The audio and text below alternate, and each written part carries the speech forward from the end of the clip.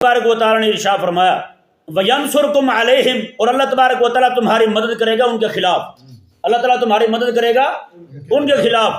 اور آگے فرمایا اللہ اکبر، یہ الفاظ دیکھیں یار، اللہ تبارک و تعالیٰ صحابہ کرام کے دلوں کی کیفیت کو جاننے والا تھا، اور اللہ نے ارشاد وَيَشْفِ صُدُورَ قَوْمٍ مُؤْمِنِينَ، اور اللہ تبارک و تعالیٰ مومنوں کے دلوں کو ٹھنڈا ٹھار کر دے گا، مومنوں کے دلوں کو شفا یاب کر دے گا، سینے ٹھنڈے کر دے گا رب تبارک و تعالیٰ۔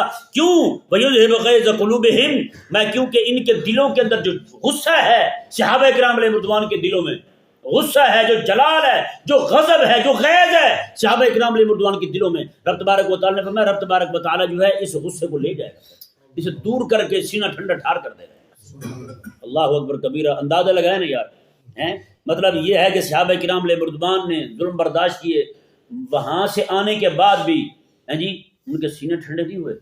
اللہ فرماتا ہے میں ٹھنڈا کروں گا تمہارے سینوں کو، لاؤں گا جمع کر کے سب کو بدر میں، سارے مرواؤں گا تمہارے ہاتھوں سے، پھر سینے تمہارے ٹھنڈے کر دوں گا۔ یار آج ہماری جو اس وقت قوم موجود ہے، ان کے دلوں میں جلن کیوں نہیں ہے؟ اپنے مسلمان بھائیوں کو جلتا دیکھ کر، اپنے مسلمان بھائیوں کا ان کا قتل دیکھ کر جی پوری دنیا کے اندر کفار جمع ہو چکے ہیں، کافر جو ہیں اہل اسلام پر حملہ آور ہو چکے ہیں، لیکن ہمارے دلوں میں جلن کیوں نہیں؟ ہمارے دلوں کے اندر غیرت کیوں نہیں؟